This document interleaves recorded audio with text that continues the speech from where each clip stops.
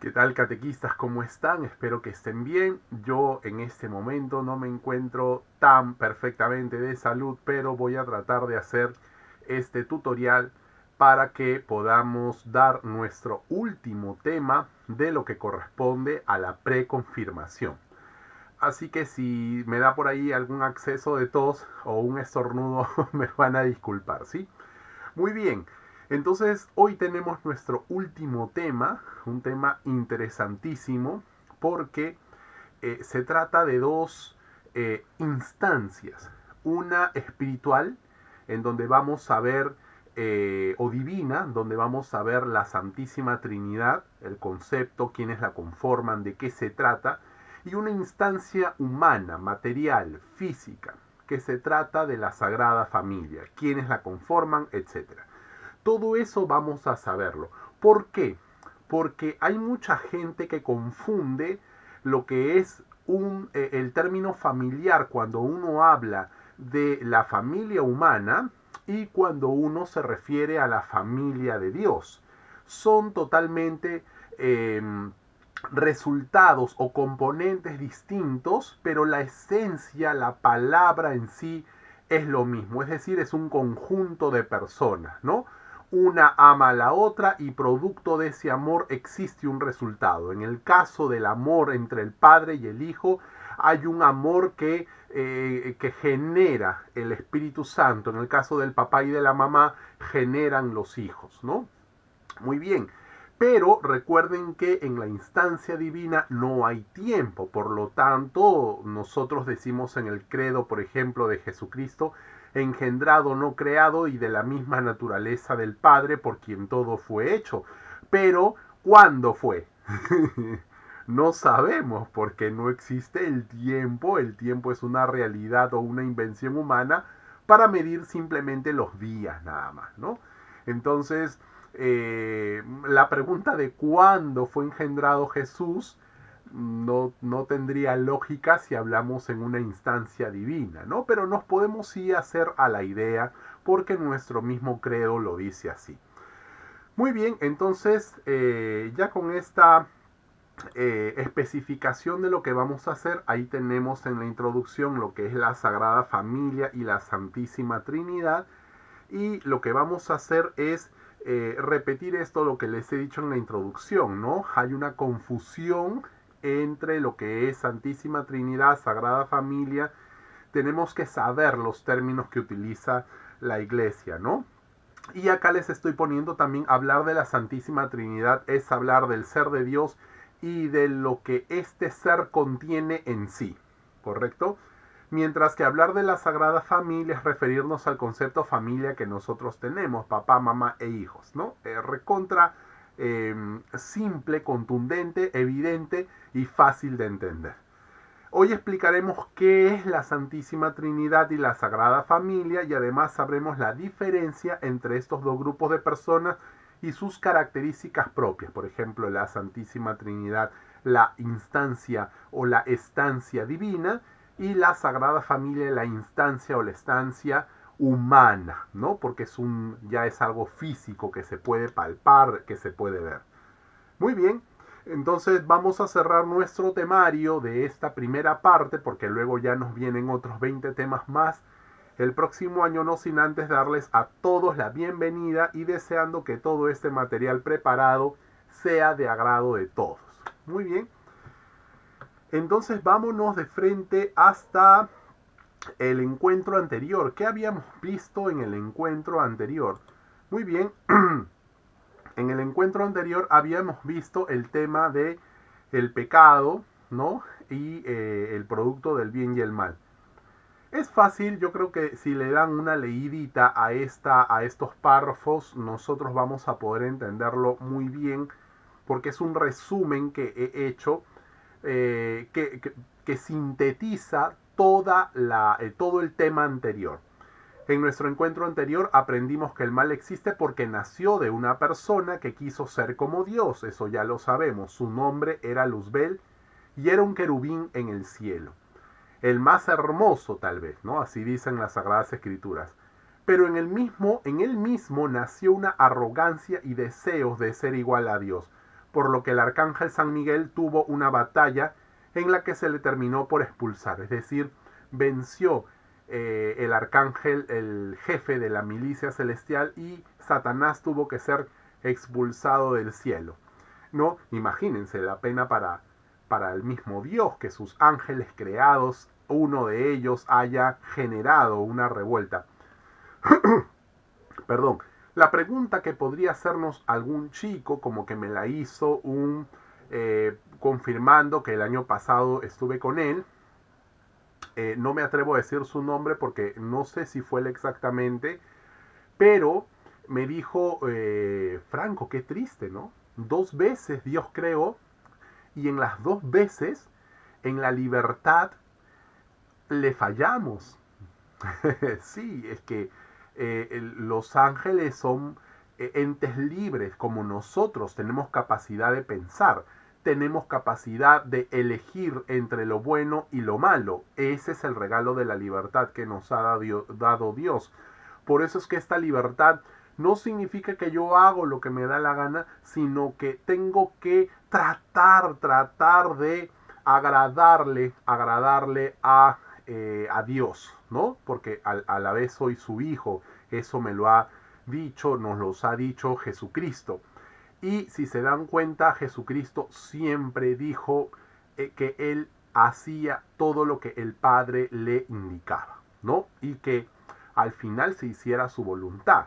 Fíjense que el mismo Jesucristo, al momento antes de la cruz en el huerto de Getsemaní, él reniega de su misión. Dices, Padre, si te es... Imagínense el estrés del hombre, ¿no? De nuestro Señor. Ese estrés de aparta de mí este cáliz si te es posible, pero que no se haga mi voluntad sino la tuya. Y calladito, lo único que hizo Dios fue mandarle un ángel, creo que es en el Evangelio de San Marcos en donde está esa referencia, para darle ánimo, dice el Evangelio, ¿no? Y bueno, Jesús continuó con su misión, ¿no? El Padre no dijo nada, simplemente le dijo, recuerda lo que habíamos pactado. Muy bien, implícitamente, ¿no? Muy bien. Entonces, luego habíamos visto que expulsado Satanás, Dios crea el mundo, crea al hombre y a la mujer, y Satanás, en la envidia de la segunda creación de Dios, esta vez de la parte ya física, Satanás viene al mundo y tienta a la mujer. Siempre yo digo esto, que de repente les pueda servir, ¿no? Sobre todo para las que luchan por causas feministas. Mucha gente podría decir que el demonio engañó a Eva porque la mujer siempre es la más tonta. No, falso. Lo que pasa es que en la estrategia y en el pensamiento militar de Satanás, se va directamente con el ser que más se parecía a Dios. ¿Por qué? Porque si tú te bajas al capitán, ¿no? Recuerda, todo el barco se viene abajo. Si tú, los que mataron a Miguel Grau en el combate de Angamos, tuvieron que ceder las posiciones hasta que se vieron obligados ya a tratar de hundir el Huáscar, ¿no? De la misma manera, si el demonio vencía a Eva, toda la creación se venía ya por consecuencia, se venía abajo, ¿no? Entonces eso fue lo que hizo el demonio. La tentó primero a Eva porque ella es el ser que más se parece a Dios. Es el ser que más se parece a Dios, sí, porque da vida. El hombre no puede dar vida. El hombre simplemente colabora con la concepción, pero no engendra, ¿no? Muy bien, entonces finalmente, ¿no? Dios sufre y demostrando, bueno, San Pablo nos va a hablar acerca de esta fuerza espiritual que llamamos concupiscencia, que es esa fuerza de la que nosotros no queremos hacer el mal, pero terminamos haciéndolo. San Pablo decía, ¿qué es esta fuerza que tengo en mi interior? Yo quiero hacer el bien, pero termino haciendo el mal. No la quiero, decía San Pablo. Bueno, esta fuerza se llama concupiscencia y es nuestra tendencia al mal. ¿Por qué? Porque, bueno, hemos heredado de Adán y Eva la corrupción de lo que ellos decidieron hacer. Le dijeron, bueno, sí, queremos ser igual a Dios, nos está mintiendo, probaron del fruto prohibido, sea manzana, higo, bueno, con lo que sea, porque hay una discusión en internet terrible por si es una manzana o un higo, ¿eh? Eso no nos importa. Recuerden que la Biblia en el libro del Génesis tiene unas figuras literarias porque el libro del Génesis es un libro con un género literario. ¿Ya? El sacerdote que escribe esto nos explica qué pasó aquella vez con figuras, como por ejemplo al demonio le llamó serpiente, de repente a la creación le llamó el jardín del Edén, al árbol de conocimiento le llamó las decisiones buenas y malas. Recuerden, son figuras que nos revelan lo que pasó en realidad, pero como el sacerdote no estuvo ahí, lo que ha hecho es armar con estas figuras el acontecimiento por el cual nosotros hemos heredado las consecuencias de esa desobediencia del primer hombre y de la primera mujer. Muy bien, entonces finalmente dice, Dios sufre y demostrando su amor infinito por la creación envió a su Hijo único para que arreglase el mal que el mismo hombre había hecho, al punto de dejarse clavar en una cruz para que sepamos que Dios nos ama, incluso hasta la muerte, como dice la palabra, y una muerte de cruz. Bueno, acá en la figura el pecado entró en el mundo por la desobediencia del hombre ante un simple mandato de Dios. No comas del árbol prohibido, pero el hombre comió del árbol prohibido. Es lo que pasa actualmente con la sociedad actual, ¿no? Por ejemplo, ¿cómo podríamos trasladar, actualizar en lo que ha sucedido en lo de la pandemia? No comas del fruto prohibido, es decir, no manipules, no hagas cosas, experimentos que van a de repente salirse del control. Y los chinos, bueno, hicieron sus experimentos y se salió de control y ahí está. La consecuencia de las cosas que no deberíamos hacer, ahí está en el mundo ahora. Millones de muertos, la economía destrozada en miles de países y bueno, cada uno tratando de sobrevivir a su manera, ¿no? Ahora, el autor de la maldad es una persona, Satanás. En él nació la maldad porque quiso ser como Dios. Cuando nos referimos a Satanás, no, cuando nos referimos a Jesucristo, cuando nos referimos a Dios, cuando nos referimos al Espíritu Santo, nos referimos siempre a personas. Jesucristo mismo dice que es una persona, se refiere a él como una persona, claro, mentiroso, padre de la mentira, pero finalmente una persona, ¿no? Muy bien, entonces hasta ahí es nuestro encuentro anterior y este tema creo que tiene que quedar muy en claro para nosotros salvar nuestra responsabilidad como catequistas porque esta información ya se le estamos dando a los chicos. Tenemos que generar santos catequistas, tenemos que generar santos, lo veamos tonto, ingenuo o imposible, tenemos que generar santos. Esa es nuestra misión.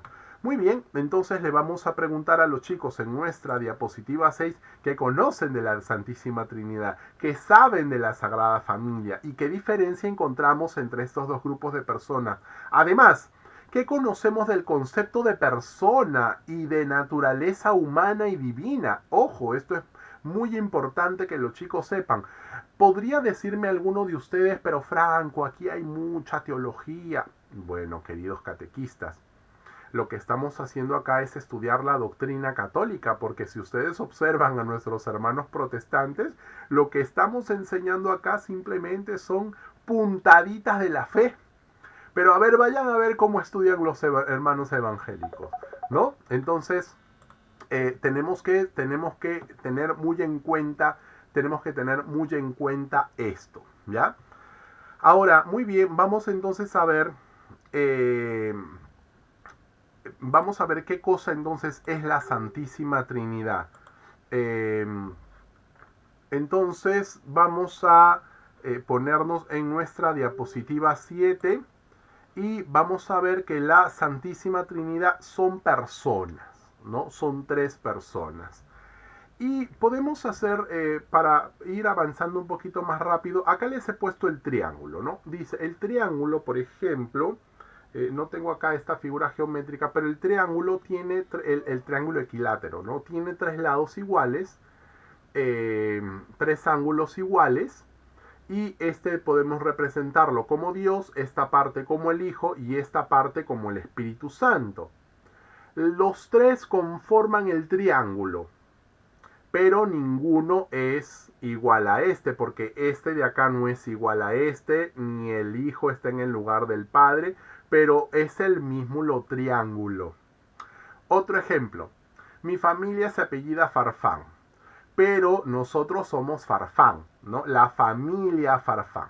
Pero cuando tú quieres llamar a uno de nosotros, nos tienes que decir con quién quieres hablar, con Franco, con el papá de Franco o con la mamá de Franco. ¿Por qué? Porque en la familia Farfán hay tres personas. El árbol. El árbol es todo un complemento de partes. Tiene un tronco que vendría a ser Dios, la rama que es Jesucristo y las hojitas que vienen a ser el Espíritu Santo. Es un árbol, pero tiene tres momentos, tres estructuras, tres etapas, tres partes, ¿no? Muy bien. Entonces ya tenemos tres formas de entender cuando nosotros decimos Dios. Es como si dijéramos, a ver, familia Farfán, ¿no? O arbolito que estás por ahí. Pero cuando yo voy al arbolito, ¿no? Me refugio en el tronco para que las ramas me den sombra. Es decir, yo puedo decir, qué bonito este arbolito. Pero ¿quién te da la sombra? ¿El tronco? No. La sombra te la dan las ramas. Y gracias a las hojas, ¿no? Con las ramas. Y gracias a las ramas, las hojas superpuestas unas entre sí nos pueden dar la sombra. Entonces nosotros decimos, qué bonito arbolito, pero nunca decimos gracias hojitas por darnos la sombra. En eso consiste Dios y la Santísima Trinidad. Tenemos para dirigirnos, bueno, en inglés nosotros decimos, oh my God, ¿no? En español decimos, Dios mío, Dios mío. Cuando nosotros queremos invocar a Dios. Bueno, por ejemplo, los brasileños, yo tengo entendido que ellos aclaman a la señora de Aparecida, ¿no? Ellos dicen, nosa, nosa, de nuestra, pero siempre tienen esa palabrita de nosa, nada más, ¿no? Muy bien, entonces dice, hablar de la Santísima Trinidad es hablar del ser de Dios, es decir, introducirse en algo que no tenemos mayor conocimiento, que escapa de nuestra realidad y naturaleza. Sin embargo, sí podemos comprenderla, alguito aunque sea, ¿no? Porque hay una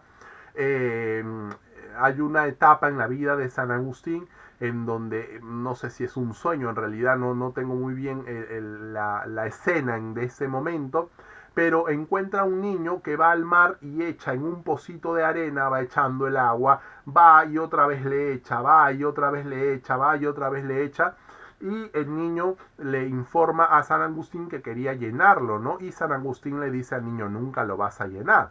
Entonces el niño que debería ser o debe ser el niño Jesús le dice, tú tampoco puedes entender a Dios, porque el mar es inmenso y así como todo el mar no cabe aquí dentro de este huequito, el conocimiento de Dios no cabe en este huequito también, ¿no? Entonces, pero por lo revelado por Jesucristo sí podemos tener, aunque sea una idea de lo que es y poder explicarlo para poder entenderlo. Al menos sabemos que en el ser de Dios, en la familia de Dios, yo me puedo dirigir a tres personas, al Hijo, al Padre o al Espíritu Santo, ¿no?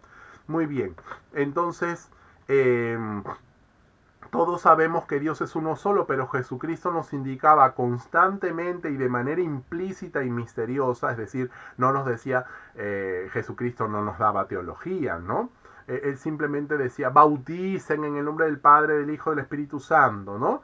Y después él hablaba acerca del Padre y va a decir después que va a venir otro después de él, el Espíritu Santo, que va a conducir a la iglesia a la verdad completa, el Espíritu de verdad, ¿no?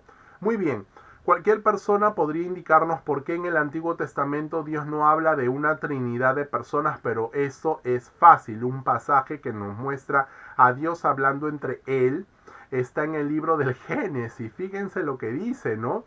Esto lo hemos ya leído un montón de veces. Y Dios dijo, ahora el hombre se ha vuelto como uno de nosotros, Cuando nosotros leemos el libro del Génesis, ¿quién está hablando? Dios. Pero fíjense lo que dice Dios. Ahora el hombre se ha vuelto como uno de nosotros, es decir, que habían más personas o más entes, por decirlo de una forma, en el ser de Dios. Porque recuerden que el único ser que estaba hablando era Dios, ¿no? Pues sabe lo que es bueno y lo que es malo. No vaya también a tomar del fruto del árbol de la vida y lo coma y viva para siempre. Muy bien, el árbol de la vida es Jesucristo, ¿no? Muy bien, Dios habla con alguien. Es fácil saberlo porque luego el Antiguo Testamento indicará que Dios enviará a su Hijo que nacerá por medio de una virgen y que le pondrá por nombre Dios con nosotros. Fíjense, Dios va a enviar a su Hijo. ¿Y qué nombre va a tener su Hijo? Dios con nosotros. ¿No? El Padre, el Hijo, pero el Hijo se llama Dios con nosotros. Muy bien. Otra vez hablamos de entes distintos, pero de una sola esencia, ¿no? Dice, otro pasaje del Antiguo Testamento en la visita de los ángeles a Abraham indica que se le aparece Dios, pero que vio tres hombres. Fíjense ustedes, el Señor se le apareció a Abraham en el bosque de encinas de Mamre, mientras Abraham estaba sentado a la derecha de su tienda de campaña como al mediodía. Abraham levantó la vista y vio tres hombres que estaban enfrente de él. Franco, la Santísima Trinidad. Bueno, ahí dice que el Señor se le apareció, no dice que se le aparecieron ángeles. Y cuando Abraham levanta la vista ve tres personas, ¿no? Muy bien. Y dice tres hombres, ¿no? Muy bien. Ya en el Nuevo Testamento veremos que San Juan nos habla del Verbo encarnado. En el principio ya existía la palabra y aquel que es la palabra estaba con Dios y era Dios. Abraham, él estaba en el principio con Dios. Por medio de él, Dios hizo todas las cosas. Nada de lo que existe fue hecho sin él. En él estaba la vida y la vida era la luz de la humanidad. Juan capítulo 1. Cuya manifestación se dio cuando Dios se bautizó en el Jordán. Recuerden, Jesucristo se bautiza en el Jordán. Recuerden que era un bautizo judío, no era cristiano. Se abre el cielo, el Hijo Dios está en la tierra, baja Dios Espíritu Santo y se oye la voz de Dios Padre, este es mi Hijo amado en quien me complazco. Ahí se ve perfectamente la manifestación, recuerden que es la palabra epifanía, ¿no? Manifestación de la Santísima Trinidad. Muy bien. Entonces, vámonos ahora a hablar un poco acerca del Padre, porque ya entendemos entonces qué es la Santísima Trinidad. Es el conjunto de tres personas, un solo Dios. Es como decir el árbol es uno solo, pero tiene tres partes. Si yo le corto una rama con su hojita, no corto el tronco, no corto el árbol, estoy cortando una rama con su hojita, ¿correcto? Si yo me quiero refugiar, no me refugio en el tronco, me refugio en las ramas y en las hojitas que me dan sombra. Cuando yo llamo a la familia Farfán, yo no me voy a decir, por favor, ¿me puede pasar con Farfán? Porque habemos 5 farfanes, ¿no? Y si yo les contara que hay más farfanes en mi familia, mueren ustedes de sorprenderse porque los hermanos de mi papá son 11. Bueno, ya 2 fallecidos, ¿no? Eran 12, creo, perdón. Muy bien. Entonces, cuando ustedes llaman a la familia Farfán, no van a decir pásame con Farfán, tienen que decir pásame con Franco o con la mamá de Franco o con el papá de Franco, ¿no? Muy bien, vamos a ver entonces lo que es al Padre. Vamos a ver también lo que dice el catecismo, ¿no? A ver, en el credo apostólico iniciamos diciendo, creo en Dios Padre Todopoderoso, Creador del cielo y de la tierra. La característica que Dios es Padre es una revelación del mismo Jesucristo. En el Antiguo Testamento Dios era conocido como guerrero, Señor y Rey, pero no como Padre, ¿ya? Nadie se refería a Dios como Padre en el Antiguo Testamento, sino como Yahvé, ¿no? El Señor de los ejércitos, recuerden, ¿no? Como era, bueno, no recuerdo la palabra en estos momentos, Yahvé, bueno, Dios mío. La característica que Dios, bueno, Jesús se dirigía al Padre con papá, algo que sorprendía mucho a los judíos, ¿no? algo que resultaba ciertamente curioso para ellos por el concepto que, vuelvo a repetir, ellos tenían de Dios. ¿Quién es este Dios? ¿Quién es este Padre? Tiene nombre cuando se revela a Moisés diciéndole: yo soy el Dios de sus antepasados, el Dios de Abraham, de Isaac y de Jacob. Es decir, es el mismo Dios a lo largo de la historia. Pero Moisés le pregunta su nombre, porque los humanos, que somos muchos, nos nombramos. Por ejemplo, yo me llamo Franco, hay otro catequista que bueno, coincidentemente también en la confirma se llama, hay como 3 Franco, pero, por ejemplo, Yanina se llama Yanina porque si se llamara Franco sería una confusión. Si todo el mundo se llama Franco, aunque sería lo ideal, no, mentira. Entonces, si todo el mundo se llama Franco, va a haber un problema porque todos volteamos. Me pasó a mí cuando yo trabajaba en Pacífico, en la compañía de seguros, que habíamos 5 Ricardos, ¿no? Ricardo Guaitaya, Ricardo Farfán, que soy yo, mi primer nombre es Ricardo, Ricardo Terrones y otros 2 Ricardos más. Cuando el jefe llamó: Ricardo, acércate, todos fuimos, pues, todos fuimos, ¿no? Y nuestro jefe se rió. A partir de ahí, yo les dije que utilizaba mi nombre Franco y mi amigo Ricardo Terrones, una gran persona, se quedó él con Ricardo. El resto nos cambiamos, utilizamos nuestros segundos nombres, ¿no? Muy bien, entonces Moisés le dijo, ¿no? Pero si les digo que a los israelitas el Dios de sus antepasados me ha enviado a ustedes, ellos me van a preguntar cómo se llama, porque es una característica humana ponerle nombre a las personas, porque somos muchos, ¿no? Entonces, ¿qué les voy a decir? Y Dios le contestó: yo soy el que soy. Y le dirás a los israelitas: yo soy, me ha enviado a ustedes. ¿Por qué Dios dice yo soy? Porque no hay nadie más. Es Él. ¿No? Nosotros somos en nosotros, pero no somos perfectamente, únicamente. Porque yo no existo únicamente, porque si yo existiera únicamente, no tendría necesidad de llamarme Franco, porque nadie me llamaría, porque no hay nadie más que yo. Por eso es que Dios no tiene nombre, ¿no? Jesús, cuando vino a la tierra, tuvo que ponerse un nombre. Muy bien, entonces, eso le dirás a los israelitas: yo soy, me ha enviado, ¿no? Entonces la gente, bueno, ese será el nombre de Dios, ¿no?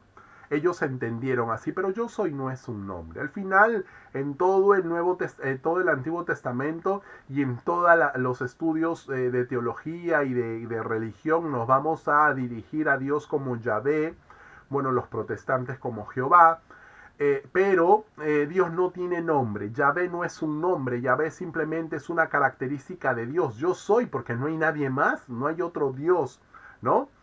Ahora, el único nombre que tiene Dios en su esencia es la segunda persona, que nosotros conocemos como Jesucristo.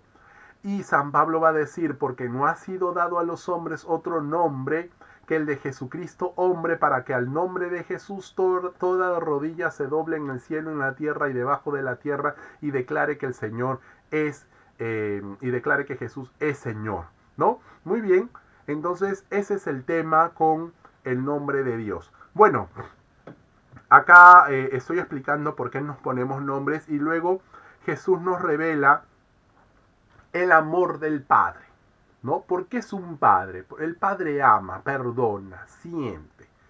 Y creo que esta es la tercera vez que estamos tocando, además se va a volver a tocar en otras ocasiones, la parábola del Hijo Pródigo, porque podemos sacar muchos temas de esta parábola. La misericordia del Padre, la arrogancia del segundo hijo, ¿no? Los celos del segundo hijo, el arrepentimiento o el análisis de conciencia que tuvo el hijo que se fue y gastó todo el dinero, el arrepentimiento, por ejemplo, para un tema de confesión, el arrepentimiento que sintió: voy a ir a la casa de mi padre y le voy a decir: Padre, perdóname, he pecado contra el cielo y contra ti, ya no merezco llamarme hijo tuyo, pero el Señor le va a devolver la dignidad y lo va a revestir de lujo, ¿no? Que vendría a ser la gracia, si es que nosotros analizamos un poquito con ojos de teólogos.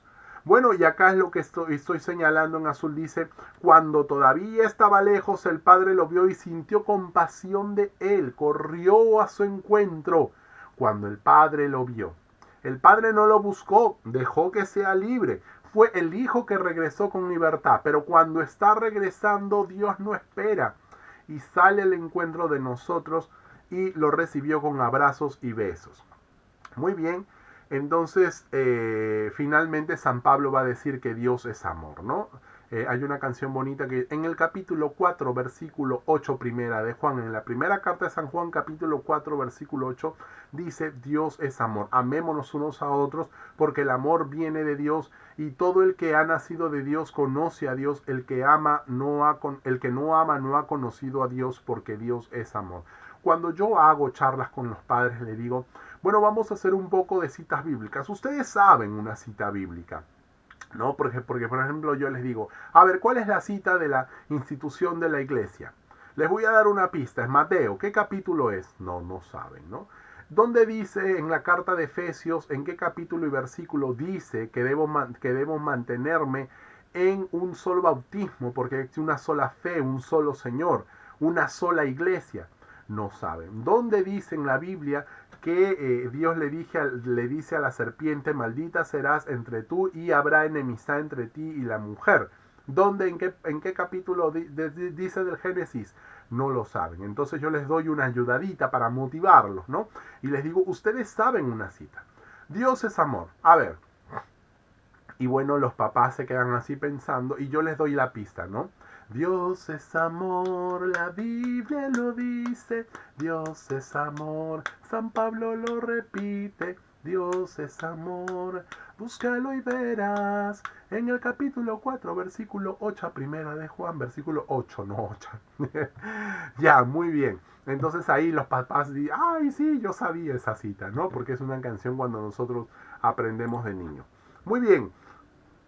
¿Quién es el Espíritu Santo? Ahí podemos detenernos un poquito con los chicos para tratar las imágenes. El Espíritu Santo, he empezado así, en el credo niceno-constantinopolitano profesamos lo siguiente. Creo en el Espíritu Santo, Señor y dador de vida, que procede del Padre y del Hijo, que procede del Padre y del Hijo, que con el Padre, pero que con el Padre y el Hijo recibe una misma adoración y gloria, es decir, es parte de ellos, ¿no? Y que habló por los profetas. El Espíritu Santo habló por medio de los profetas, pero la plenitud, todo el poder se manifiesta del Espíritu Santo como persona cuando Jesucristo, en el día de Pentecostés, ¿no? Cuando Jesucristo lo promete. Bueno, además el Espíritu Santo, entonces al Espíritu Santo nos referimos con dador de vida, además de Señor, ¿no? El Espíritu Santo es otra persona más prometida y revelada por el mismo Jesucristo cuando estaba a punto de ser entregado y se dirigía a él como el Espíritu de verdad que nos conducirá hacia la verdad completa. Esto está en el capítulo 7 de San Juan. Capítulo 4, 5, 6 y 7, ¿no? 4, 5 y 6, porque creo que en el 7 es la oración sacerdotal de Jesús. Es decir, el Espíritu Santo es el impulsor de la iglesia, el motor de la iglesia. Por él nos vienen todas las gracias. Cubrió a la Virgen con su poder para dejarla encinta y dio a los apóstoles el poder para hablar en lenguas y curar. Aquella vez en Pentecostés, cuando se manifestó como lenguas de fuego. El Espíritu Santo se ha manifestado en el Nuevo Testamento de dos formas, ¿no? Primero como paloma y después como lengüetas de fuego. Pero el Espíritu Santo es una persona, ¿ya? Muy bien. Ahora, bueno, no tiene cuerpo, ¿no? Nosotros nos referimos cuando decimos persona, es que es una persona en sí, con libertad de pensamiento, ¿no? Pero que pertenece a la esencia de Dios, ¿no? Pero el Espíritu Santo no actúa por sí solo, sino en comunión con el Padre y el Hijo. ¿Ya? Muy bien. Ahora vamos a referirnos, ¿por qué es importante hablar del Padre y del Hijo? Porque son parte de la Santísima Trinidad, de Jesucristo. Inclusive hay un tema que habla de quién es Jesús, ¿no? Pero es importante saber quién es el Padre y quién es el Hijo. Muy bien. Entonces, acá en esta parte de la doble naturaleza de Jesucristo, bueno, en esta figurita de acá, esta es hecha por Monseñor Sayés, ya lo vi en un programa, Lágrimas en la Lluvia, es un programa español que ya no existe, ya no se emite, pero Monseñor Sayés dijo que él se refería con este dibujito para entender la doble naturaleza de Jesucristo. Es una mariposa, ¿no? En cuya ala está la naturaleza divina y en la otra ala está la naturaleza humana. Pero estas dos naturalezas se unen en un solo ser que es el sujeto, es decir, Jesucristo. Y las dos alitas vendrían a ser su naturaleza divina. Dios es perfectamente Dios, Jesucristo es perfectamente Dios y perfectamente hombre. No hay discusión sobre eso.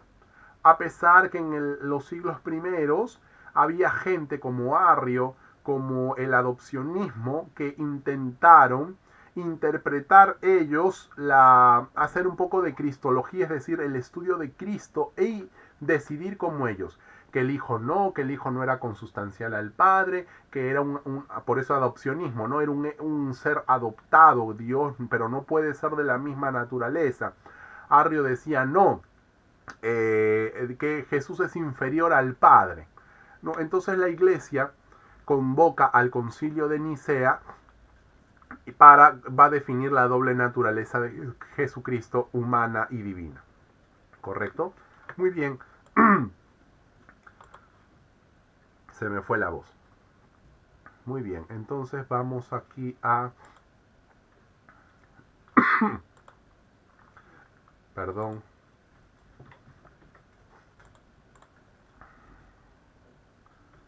A ver qué cosa he hecho.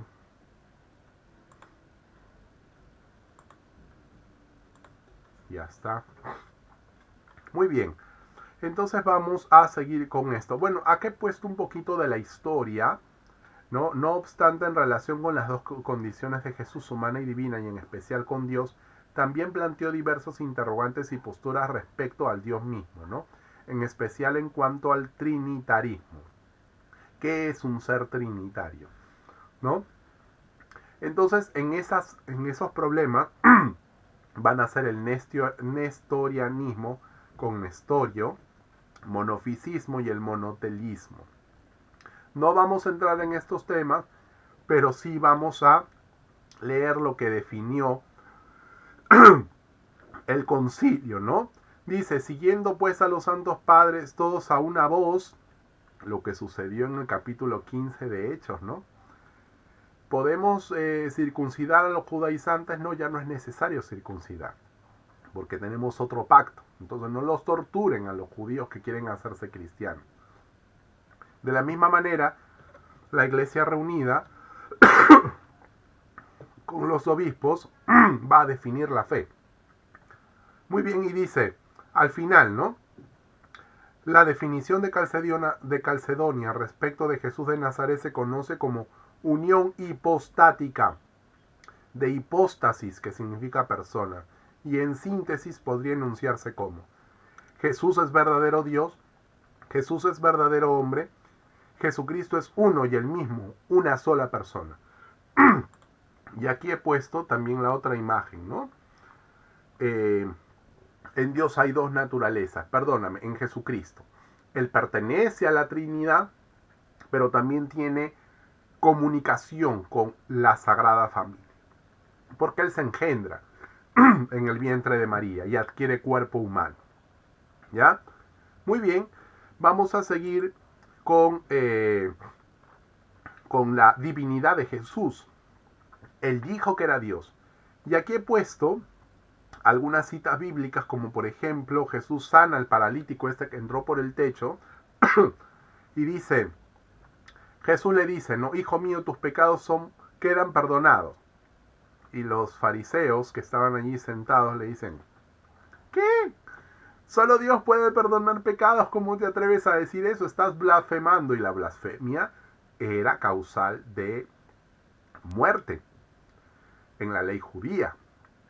Pero Jesús se pone por encima de la ley y le dice, para que vean que el Hijo del Hombre tiene poder en el cielo y en la tierra. Yo te digo a ti, levanta tu camilla, vete y ándate. Y se va. Y todos quedaban asombrados porque recuerden que eran judíos, ¿no? Es como si, a ver, vamos a poner un ejemplo sonso, pero es como si le dijera a los argentinos, ¿no? Ustedes no son netamente argentinos, sino son italianos. Cool. Los argentinos se mueren porque ellos aman ser argentinos, ¿no? Eso es lo que se dice de los argentinos, que ellos adoran ser argentinos. Entonces, imagínense que a los argentinos le digan, ustedes no son argentinos, son como unos italianos. Entonces, se mueren los argentinos, igualito. Los judíos decían, tus pecados son perdonados. Oye, ¿quién es este, no? Muy bien. Ahí he puesto 2 citas nada más, porque no entra más en la diapositiva. Pero creo que acá he puesto más, ¿no? Muy bien. Otra cita. Juan 8. Fíjense, aún no tienes 50 años y ya has visto a Abraham. Jesús le dijo, en verdad les digo, amén, amén, ego leigon min. Antes que Abraham naciera, Yahvé. Oh, tomaron piedras los judíos para apedrearle. Porque dijo Yahvé, es decir, yo soy. ¿Se imaginan? Muy bien. El hombre se fue y comunicó a los judíos que Jesús era quien le había devuelto la salud. Por eso los judíos perseguían a Jesús, pues hacía estas cosas en sábado. El sábado era el día del descanso, del día del Shabbat, ¿no? Pero Jesús le dijo, mi padre siempre ha trabajado y yo también trabajo. Por eso los judíos tenían aún más deseos de matarlo, porque no solamente no observaba el mandato sobre el sábado, sino que además se hacía igual a Dios, ¿no? Al decir que Dios era su propio Padre. Muy bien. Jesús ante la Junta Suprema dice, así que tú eres hijo de Dios. Porque le pregunta, ¿no? Le pregunta el sumo sacerdote, dinos, ¿eres el Mesías? Jesús le contestó, si les digo que sí, no me van a creer. Y si les hago preguntas, no me van a contestar. Pero desde ahora el Hijo, y cita el libro de Daniel, pero ahora el Hijo del Hombre está sentado a la derecha de Dios Padre Todopoderoso. Así que, se dan cuenta que los judíos entendían. Así que eres hijo de Dios. Ustedes mismos lo han dicho que lo soy. No tenemos necesidad para más testigos. Nosotros mismos lo hemos oído de sus propios labios. Y lo llevaron ante Pilato por blasfemia, ¿no? Yo y el Padre somos uno. Los judíos volvieron a tomar piedras para apedrearle porque recuerden el mandamiento, Dios es uno, amarás a Dios con todo tu corazón, con todas tus fuerzas, con todo tu alma. Dios es uno, y Jesús lo dice, pero cuando Jesús le dijo, yo y el Padre somos uno, un Dios, imagínense, agarraron piedras para tirárselas al pobre Jesús. A pesar que es evidente que Jesucristo fue un hombre en la tierra, el testimonio plasmado en los evangelios señalan la contundencia de las palabras de Jesucristo. Nadie, ningún profeta ha dejado evidencia de su condición divina. Ni Moisés en el judaísmo, ni Mahoma en el islamismo, ni siquiera Buda en el budismo. Recuerden que el budismo no es religión, porque no busca a Dios. ¿Ya? Muy bien, finalmente, ¿qué cosa es la Sagrada Familia? Bueno, la Sagrada Familia es lo que nosotros tenemos también, papá, mamá e hijo. Pero Franco, José no era papá de Jesús, sí que lo era. El que firma legalmente es papá. Por eso es que ante los judíos Jesucristo era hijo de José. Dice, ¿no es este el hijo del carpintero? ¿No? José es un hombre justo, dice el Evangelio de Mateo. Cuando ve a María encinta, no la apedrea, porque José pensó que había sido engañado. En tal caso, el ángel se le aparece en sueños y le dice, José, toma a María como tu esposa, porque el hijo que va a nacer en su vientre es hijo de Dios. Los ojos de José, me imagino, ¿no? En ese momento. Muy bien, finalmente, chicos, porque creo que ya no voy a dar más, está el compromiso, ¿no? ¡Ojo con el compromiso! Me comprometo a estudiar más la fe de tal manera que pueda comprender mejor lo que la iglesia me debe enseñar. Además, ahora sé que podré dirigirme a Dios como tres personas: Padre, a Dios Hijo y a Dios Espíritu Santo. Por eso es que nosotros en Pentecostés no le decimos al Espíritu Santo: ven Espíritu Santo y enciende el corazón de tus fieles, ¿no? Envía, Señor, tu Espíritu y renueva la faz de la tierra. Muy bien, queridos catequistas, me van a disculpar por las condiciones de salud en las que estoy ahora, pero espero que el tema les haya gustado y que sea muy fácil. Es apasionante todo esto, ¿sí? Al menos para mí. Ojalá que lo sea para ustedes. Y estoy poniendo todo mi esfuerzo para que ustedes lo puedan enseñar de muy buena manera. Nos vemos, bueno, ya no nos vemos porque ya los otros 20 tutoriales ya están grabados. Adiós, gracias, por si me muero, ¿eh? Así que espero que les haya gustado y nos vemos el próximo año, Dios mediante.